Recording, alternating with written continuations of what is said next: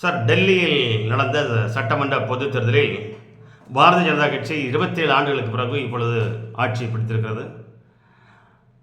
ஆம் ஆத்மியினுடைய கட்சியிலிருந்து பாஜக அந்த மாநிலத்தை கைப்பற்றியுள்ளது. இதற்கு முன்பு கிட்டத்தட்ட 12 ஆண்டுகள் ஆட்சி செய்தது ஆம் ஆத்மி கட்சி. அதற்கு முன்பு கிட்டத்தட்ட 15 ஆண்டுகள் 3 முறை தொடர்ந்து காங்கிரஸ் ஆட்சி செய்தது. இப்பொழுது பாரதிய ஜனதா கட்சி 48 சட்டமன்றங்களை பெற்று 70 சட்டமன்றத்தில் 48 சட்டமன்றங்களை பெற்று ஆட்சி அமைக்கின்ற தகுதியை பெற்றிருக்கிறது. காங்கிரஸ் 3வது முறையாக பூஜ்ஜியம் பெற்றிருக்கு, ஹாட்ரிக் பூஜ்ஜியம். 2014 நடைபெற்ற பாராளுமன்றத்திலும் காங்கிரஸ் 0, பாராளுமன்றத்தில் 0. அதுபோல் 2015 நடைபெற்ற சட்டமன்ற பொதுத் தேர்தலிலும் 0. அதுபோல் 2019 நடைபெற்ற பாராளுமன்றத்திலும் 0. 2020 நடைபெற்ற சட்டமன்ற பொதுத் தேர்தலிலும் 0. அதுபோல் 2024 நடைபெற்ற பாராளுமன்ற தேர்தலிலும் 0. 2025 நடைபெற்ற சட்டமன்ற பொதுத் தேர்தலிலும் 0. தொடர்ந்து 3 முறையாக பாராளுமன்றத்திற்கும் சட்டமன்றத்திற்கும் நடைபெற்ற பொதுத் தேர்தலில் 0, 0, 0 ஹாட்ரிக் 0 வாங்கிய கட்சி இன்றைய தேசிய கட்சி காங்கிரஸ் கட்சி. சொல்வதற்கே மிகவும் வருத்தமாக இருக்கிறது. ஆண்ட கட்சி இவ்வளவு தூரம் மோசமாக போகிறது காரணம் என்னவென்றால் அதனுடைய தலைவர்கள் தான் காரணம்.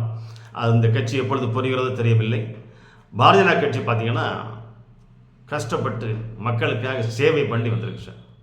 27 வருஷம் போராடி மக்களுடைய அன்பையும் அரவணைப்பையும் சேவையிலே தான் வந்திருக்கு சார். மக்களுடைய திட்டங்களை, பிரதமருடைய திட்டங்களை அங்கே கொண்டு செல்ல வேண்டும். பொதுவாக பார்த்திங்கன்னா அண்ணா ஹசாரேனுடைய அந்த ஆம் ஆத்மி பற்றி சொல்லியிருக்காரு, பண ஆசை வந்துவிட்டது. ஆம் ஆத்மி கட்சிக்கு பண ஆசை வந்துவிட்ட காரணத்தால்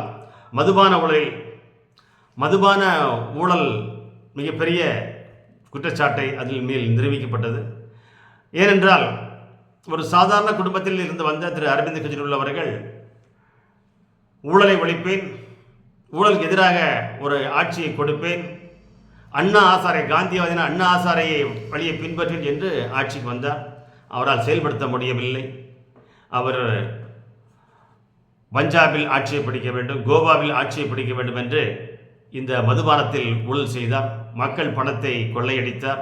அது மட்டுமல்ல, அந்த பணத்திற்கும் தெலுங்கானாவே ராஷ்டிரிய பாரத கட்சியினுடைய சந்திரசேகருடைய மகள் திருமதி கவிதாவிற்கும் அந்த பணம் ஏதோ சென்றதாக சொல்லப்படுகிறது. அது உண்மையா பொய்யா என்று சொல்கிறது. பணம் பலவாறு பிரித்து கிடந்ததால் திரு அரவிந்த் கெஜ்ரிவால் பண பிம்பத்தால் அகற்றப்பட்டார். மக்களுக்கு சேவை செய்ய முடியாமல் இந்த அரவிந்த் கெஜ்ரிவால் மக்களாலவே தூக்கி எறியப்பட்டார். இது ஒரு நல்லதொரு பாடமாகவே பார்க்கப்படுகிறது. அண்ணா ஹசாரேயும் அதைத்தான் சொல்கிறார். நீங்கள் சேவை என்ற மனப்பான்மையில் நீங்கள் ஆட்சிக்கு வந்து அதை செய்ய முடியாமல் பண ஆசையால் உங்களுடைய பிம்பம் தகர்க்கப்பட்டது என்பதைத்தான் காந்தியவாதியான அண்ணா ஹசாரே சொல்கிறார். இந்த ஆம் ஆத்மி கட்சி தோற்பதற்கு மிகப்பெரிய காரணம் ஊழல், மதுபான ஊழல்.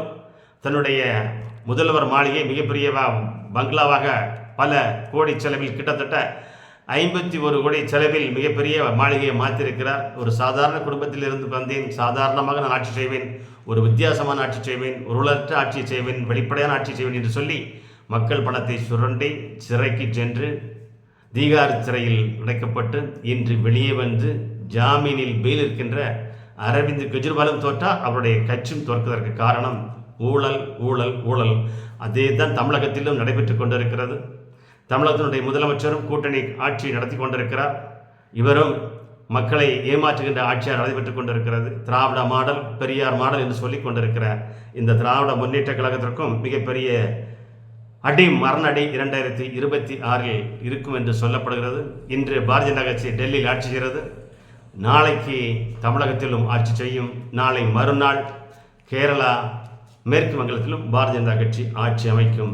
என்றும் பாரதிய ஜனதா கட்சி பக்கமே மக்கள், நல்லாட்சியின் பக்கமே மக்கள், நல்ல தலைவரின் பக்கமே மக்கள், ஊழலற்ற நேர்மையான வெளிப்படையான வளர்ச்சியை நோக்கி தருகின்ற பாரதிய ஜனதா கட்சி பக்கமே இந்திய மக்கள். இனி தமிழக மக்களும் வருவார்கள். 2026 ஒரு நல்லதொரு மாற்றத்தை திரு கே அண்ணாமலை தலைமையில் தமிழகத்திலும் டபுள் இன்ஜின், இரட்டை இன்ஜின் வேலை செய்யும். அது எல்லா திட்டங்களும் மத்திய அரசுடைய திட்டங்கள் தமிழக மக்களுக்கும் வந்து சடையும். இப்பொழுது பார்த்தீர்கள் என்றால் திரு ஸ்டாலின் அவர்கள் விஸ்வகர்மா என்ற திட்டத்தை அமல்படுத்தாமல் அதனை அப்புறப்படுத்துகிறார். புதிய கல்விக் கொள்கையை பயன்படுத்தாமல் அதை ஓரம் கட்டுகிறார். இப்படி பல பணங்களை ஊழல் செய்து கொண்டிருக்கிறார். கலைஞருக்காக ஒரு பெரிய ஆடிட்டோரியம் கட்டிக்கொண்டிருக்கிறார். பல 1000 கோடியில் பேனா வைக்க போகிறார்கள் கலைஞருக்காக. எங்கே பார்த்தாலும் கலைஞருடைய பெயர் தான் எல்லா கட்டணங்களுக்கும் வைக்கிறார்கள். வேறு தலைவரே இல்லை என்று தெரியவில்லை. தேசத்திற்காக போராடிய உயிர்விட்ட சுதந்திர போராட்ட தலைவர்கள் இருக்கிறார்கள், சேவகர்கள் இருக்கிறார்கள், சமூக சேவர்கள் எவ்வளவு இருக்கிறார்கள். அவர்களெல்லாம் பேரெல்லாம் மறைக்கப்படுகின்றன. திராவிட முன்னேற்ற கழகத்தினுடைய பெயர் மட்டும்தான், கருணாநிதி அவர்கள் பெயரும் பெரியார் பெயர் தான் மாறி மாறி ஒவ்வொரு இடத்திற்கு வைக்கிறார்கள். சம்பந்தமில்லாத இடத்திலெல்லாம் சம்பந்தமில்லாத பெயரை வைத்து இந்த திராவிட முன்னேற்ற கழகத்திற்கு 2026 எப்படி டெல்லியில் மிகப்பெரிய ஷவுக்கடியை அரவிந்த் கெஜ்ரிவால் பெற்றாரோ அதே அடியை, அதே மரண அடியை 2026 திரு முத்துவேல் கருணாநிதி ஸ்டாலின் அவர்களும் பெறுவார். இன்று டெல்லி, நாளை தமிழ்நாடு, நாளை மறுநாள் கேரளம் அல்லது வெஸ்ட் பெங்கால். நன்றி சார்.